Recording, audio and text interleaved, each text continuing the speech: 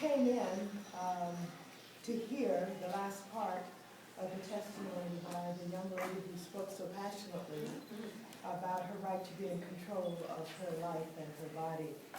And of course, when you've been around as long as I have and are too. Why do you want to bust me up? It seems that we've been fighting on this issue all of our careers.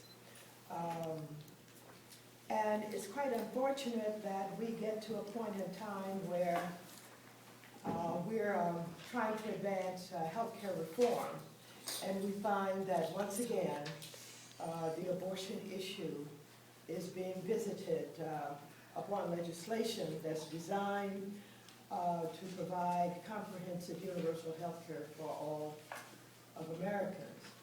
And so I take the position that I've taken all of my life, is that freedom of choice is extremely important and central to the lives of women, and that we must be able to be in control of our bodies. And of course, legislators, whether it is at the local or federal level, should not use legislative powers to determine what decisions we make about our bodies.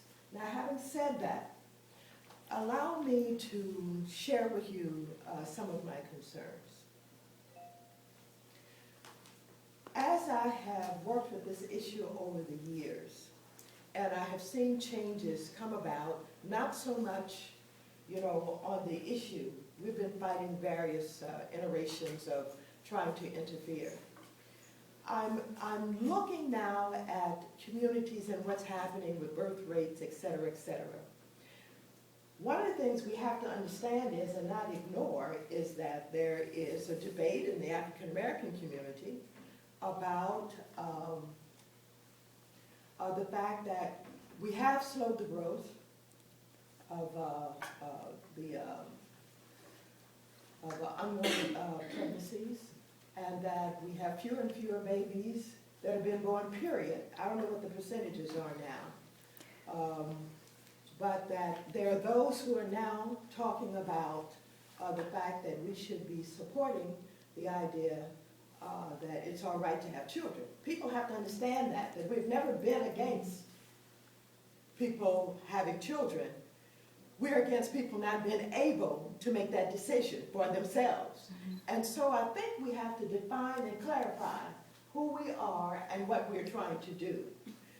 We have to redefine freedom of choice for those who don't seem to understand what that means, and those who would distort the issue and have it thought of as an issue where we're trying to stop the birth of children by families. So I think as you look at this issue and you talk about educating on this issue, it's time to go back and make sure that people understand that in the African American community, we are confronted with all kinds of obstacles.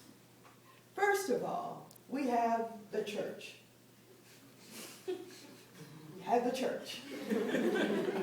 And we have the leadership of the church, who's always resisted us on this issue. The only thing good about the interaction, or lack of, that we've had is they have not bothered us. They have not forced upon us their thoughts about the issue.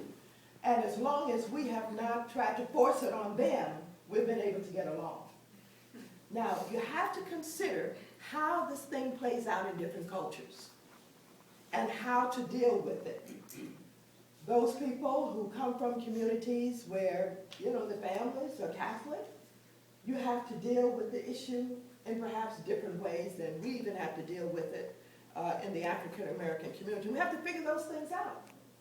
And so I guess my message today is re-educating about what it is and what it is not. Defining and educating rather than have people thinking that we're trying to stop the birth of babies, that we're talking about planning.